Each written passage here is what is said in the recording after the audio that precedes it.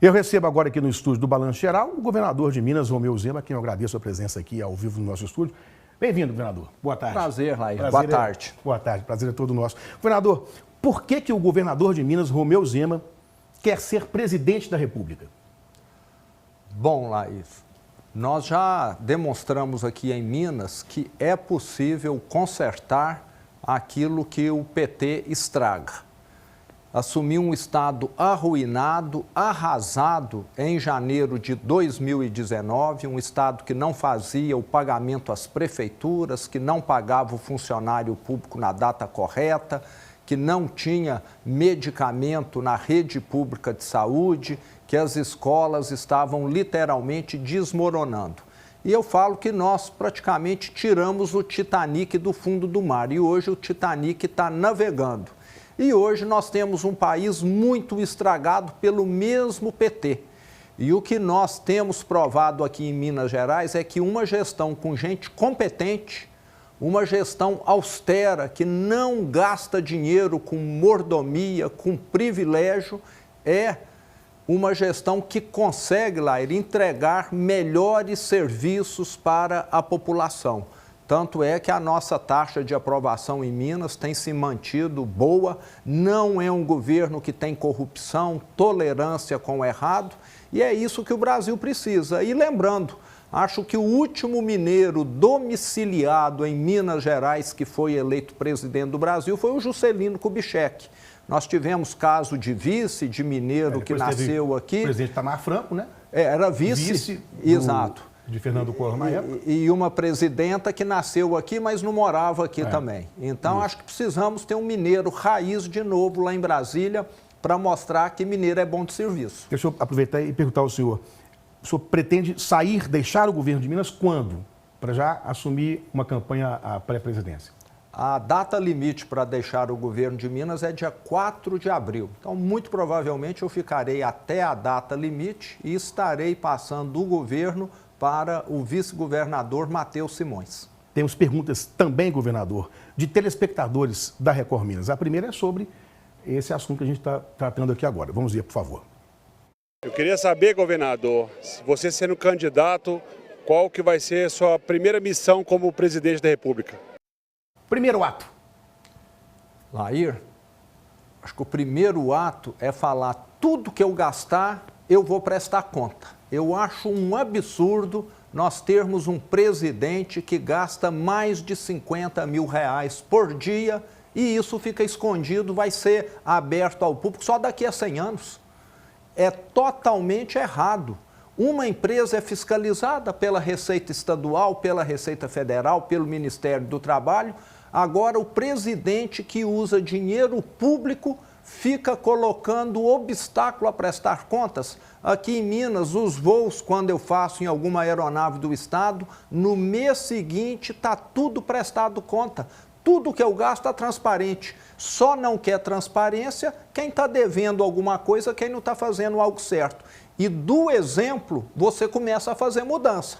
Porque quando o presidente não dá o bom exemplo, o ministro não faz isso, o assessor do ministro não faz, vai tendo aí um efeito ruim em dominó. Governador, como é que está a relação do senhor hoje com a família Bolsonaro? Eu, no fim de semana, vi alguns tweets, por exemplo, do filho, o vereador Carlos Bolsonaro, não citando o senhor nominalmente, mas como uma crítica à divisão da direita.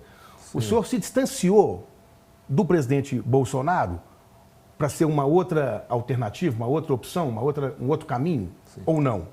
Não, Lair. Tanto é que há exatamente um mês eu estive em Brasília, fiz questão de ir comunicar ao presidente Bolsonaro que eu estaria, junto do Partido Novo, lançando a minha pré-candidatura à presidência.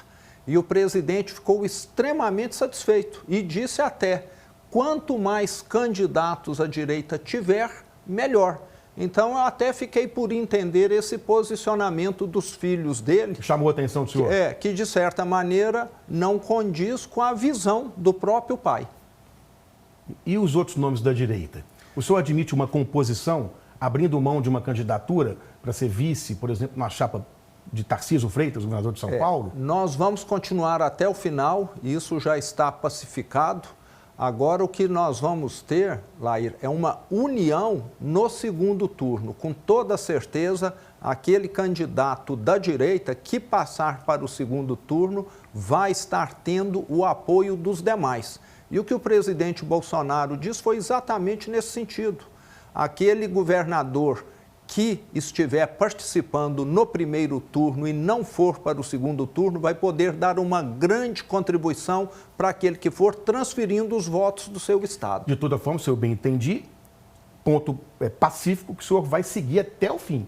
Exato. Como candidato, não abre mão para ser uma composição num futuro próximo, para ser vice de alguém? Nós já discutimos isso no partido e o partido quer que nós vamos até o final, até porque queremos, junto com isso, levarmos mais deputados federais e senadores também. Isso ajuda. Qual é a avaliação que o senhor faz do momento do país atual do presidente Lula, da gestão do presidente Lula e do momento pelo qual o país atravessa agora? Sim. Eu vejo duas preocupações muito grandes. A primeira dela é uma perseguição política. Quem está acompanhando os fatos sabe que hoje pessoas que assentaram numa cadeira, que fizeram errado, precisam ter uma pena, pagar por isso, mas está sendo condenado a 17 anos de prisão. Alguém que pichou um monumento público com um batom há 14 anos. Então está havendo um excesso, isso não pode, isso é muito ruim num regime que se alega democrático. E além disso, Lair, nós estamos tendo uma economia anabolizada. Eu falo que a economia do Brasil tem apresentado até alguns números razoáveis, mas não são números sustentáveis, porque é igual aquele sujeito que vai na academia e está tomando bomba anabolizante, ele fica até bonitão no início, mas daí 1 ano, 2 anos, 3 anos, vai vir problema de toda a natureza, cardíaco, hepático, renal, de impotência e por aí vai.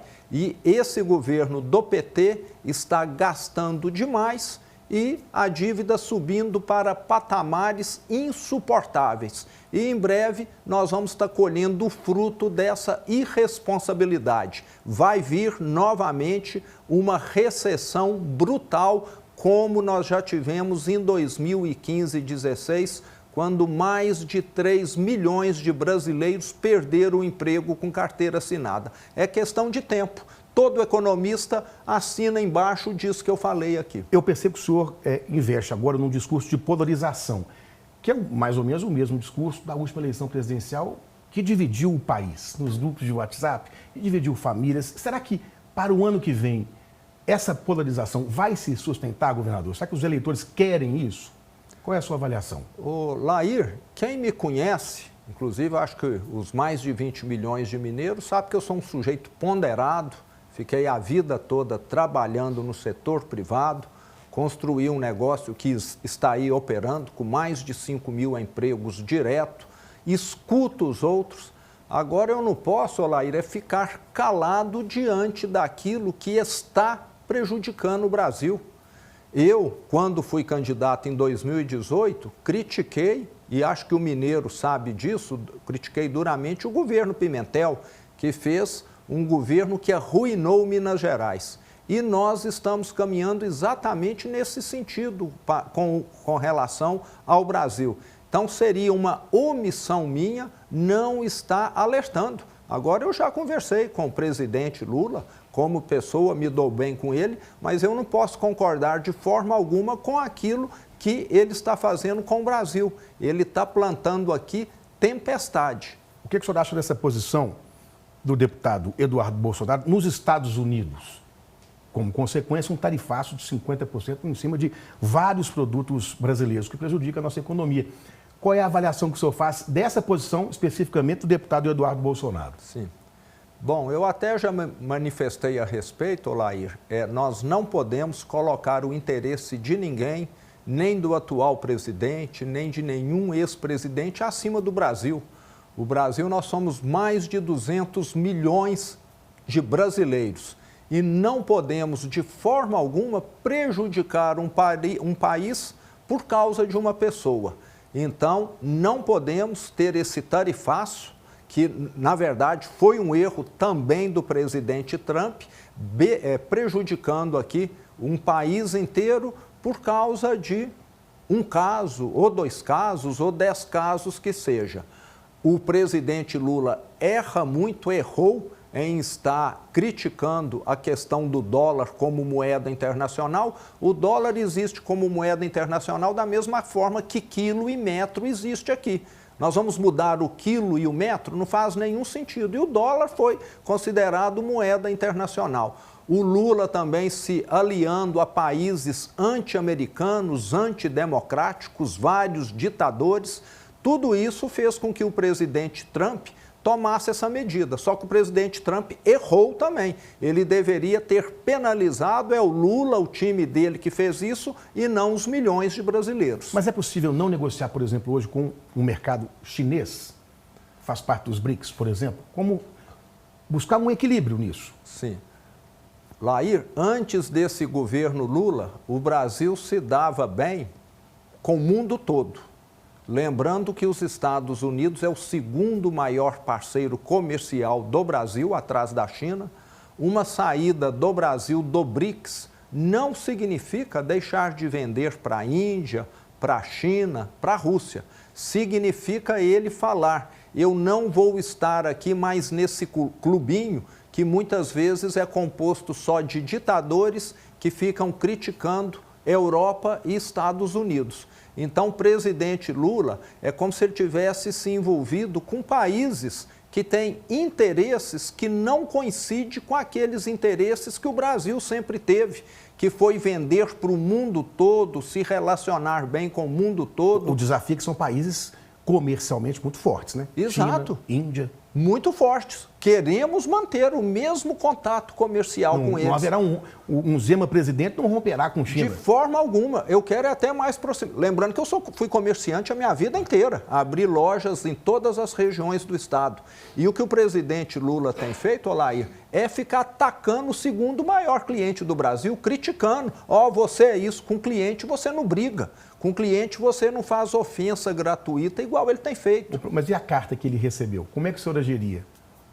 Primeiro, eu acho que ele agiu errado, Olair, foi antes em estar criticando. Na minha opinião, ele nunca deveria ter criticado o 2º maior mercado dos produtos brasileiros. Pensa bem, se você tem um grande cliente, o 2º maior, você vai ficar criticando ele gratuitamente, questionando o que ele faz? Você está fazendo de tudo para perder esse cliente, me desculpe. Você pode até discordar, mas vá lá e assente pessoalmente com ele. Ele ficou falando em público para o mundo todo. Por que ele não foi lá conversar com o Trump? Trump, eu não concordo com isso, eu não concordo com isso. Não tem aquele ditado, roupa suja se lava em casa? Ele saiu falando para o mundo todo. Então, me parece que ele foi o grande protagonista desse arranjo. Houve um desgaste maior depois. Sim, o desgaste é fruto disso. Pauta local, pauta mineira. Temos uma pergunta, governador, sobre saúde, que é um tema muito sensível a todos nós. Por favor. Diante da crescente demanda pelos leitos pediátricos e da sobrecarga das unidades de alta complexidade, qual que é o plano do Estado para ampliar a capacidade de atendimento sem comprometer qualidade, cuidado e o orçamento público? Um problema crônico nosso, né? Sim. Falta de médico, especialmente pediatras, é muito difícil encontrar. Exato. Hoje, esse problema é em todo o Brasil, você conseguir algumas especialidades médicas, mas aqui em Minas, Lair, nós vamos ter um avanço extraordinário na saúde nos próximos meses, porque eu estarei inaugurando, ainda na minha gestão, que está agora na reta final, 5 grandes hospitais regionais. Que era uma promessa de campanha, né? Esses hospitais regionais. Não foi promessa de campanha, não. Não foi, não. Estou fazendo sem prometer. Hospitais abandonados pelo PT Pimentel, que foram depredados, vandalizados e que nós estamos concluindo. Com esses grandes hospitais no interior de Minas funcionando, nós estaremos ampliando os leitos no estado como um todo e o melhor, muita gente que hoje vem para Belo Horizonte via transferência, porque não existe leito suficiente às vezes nessas regiões, vão deixar de sobrecarregar o sistema de saúde de Belo Horizonte, que recebe gente do estado todo. Vem gente lá de Manga, vem gente de Valadares, de Nanuque, vem gente do sul de Minas. Com a inauguração desses grandes 5 hospitais regionais, o maior deles tem 340 leitos em tioflotone, os outros 200, 180. Ficam prontos até 2026? Até o ano que vem, Então, tudo pronto, tudo entregue, então vai ser um avanço extraordinário na saúde do Estado. E nós temos investido muito na descentralização da saúde. O mineiro que mora no interior hoje, Lair, ele viaja cada vez menos. Eu tenho um acompanhamento, se antes ele viajava para fazer uma cirurgia tipo 4 horas, hoje é menos de 2 horas, entendeu? Nós temos descentralizado, principalmente hemodiálise, que é um sofrimento para quem faz. Nós tínhamos casos de quem ia 5 horas numa van da prefeitura, fazia hemodiálise 5 horas voltando. O tratamento por si só já é muito difícil. É dia sim, dia não. Né? A pessoa ficava prostrada levando essa vida. Então, hoje, a hemodiálise está descentralizada, adquirimos mais de 100 tomógrafos que estão no interior do estado. Além de evitar a viagem, o que o tomógrafo significa? Detectar a doença antes que ela se agrave. Então, hoje, nós já estamos tratando muitas pessoas no início da doença, porque é um diagnóstico precoce, e não a doença avançando, que às vezes a pessoa só teria oportunidade de fazer o exame daqui a vários meses, porque era longe. Então, como um todo, a saúde em Minas tem melhorado e a expectativa de vida idem. Um outro tema que é sensível, eu recebo reclamações frequentes aqui no Balanço Geral, que é a situação das nossas estradas. Pergunta do povo. Pois é, governador. Eu viajo muito para Espírito Santo, tenho ido bastante na região de Itabira. Como que fica a estrada daqui para frente, o nosso futuro com a 381? Um problema nosso, não é, governador? Sim. As estradas são caóticas, mesmo algumas pedagiadas. Exato. Lair, nós já recuperamos mais de 5.000 quilômetros de estradas na minha gestão. Lembrando que quando eu recebi o Estado, não havia sequer operação tapa-buracos. Quem viaja por todo o Estado e acompanha sabe que hoje a situação das estradas está muito melhor do que estava há 5, 6 anos atrás. E esse processo, Lair, ele continua. Agora, o que o nosso entrevistado comentou ali é uma estrada federal, mas que, graças a Deus, depois aí de aguardar 30 anos, foi finalmente concedida, que é a ligação de Minas com o Espírito Santo ou Belo Horizonte até Vitória, que é a 381. Esse problema sempre foi empurrado pela barriga pelo governo federal. O ministro Tarcísio deixou tudo estruturado e tivemos recentemente uma empresa que venceu essa concessão. Então, agora, da mesma maneira que o Rodoanel, que o metrô, essa obra finalmente vai sair e vai melhorar a vida dos mineiros, principalmente aqueles que vão para o leste do estado ou então para o Espírito Santo. O senhor falou Rodoanel, eu iria perguntar justamente sobre essa obra, que é muito importante para desafogar ali, aquela região do anel rodoviário. Como é que está a relação com a Prefeitura de Contagem e a Prefeitura de Betim? Sempre quando eu converso com os dois prefeitos aqui, com o Heron e com a prefeita Marília, os dois dizem que, da forma como está o traçado, a obra não sai. Como é que está essa negociação com as prefeituras de Contagem e de Betim? Sim. Primeiro, Lair, é preciso deixar claro aqui que as obras do Rodoanel vão começar pelo vetor norte do lado leste, o que está bem longe ainda de Betim e de Contagem. E o traçado que nós temos hoje para o Rodoanel é um traçado que foi exaustivamente analisado, inclusive há 10, a 15, a 20 anos por governos anteriores, e é aquele que otimiza o percurso do usuário. Eu acho que se nós perguntarmos para o usuário, em vez de andar no Rodoanel 50 quilômetros e pagar X, você quer andar 70 ou 80 quilômetros e pagar X mais 50%? Eu acho que o usuário não vai querer isso. Então, acho que nós temos de lembrar que o projeto é para atender o usuário e, às vezes, não para atender uma questão municipal que, às vezes, não está exatamente de acordo com essa visão. Na eleição do ano que vem, para o governo de Minas, o seu vice, Matheus Simões, possivelmente será candidato. Quem o senhor apoiará? Ele mesmo? Olair, o vice-governador Matheus Simões é meu braço direito. Sem ele, eu tenho certeza que nós não teríamos feito a quantidade de avanços que fizemos em Minas. E ele, com toda certeza, isso eu assino embaixo, é a pessoa que está mais preparada para dar continuidade a um trabalho que tem melhorado a vida dos mineiros. Para encerrar as últimas considerações, o desafio final de hoje até a campanha para presidente no ano que vem. Qual que o senhor imagina que será o desafio principal? Lair, o principal desafio de Minas Gerais é o desafio financeiro. Então, nós temos hoje na Assembleia Legislativa em votação o PROPAG, que é o plano de refinanciamento da dívida de Minas Gerais, que será, sim, a solução definitiva para Minas.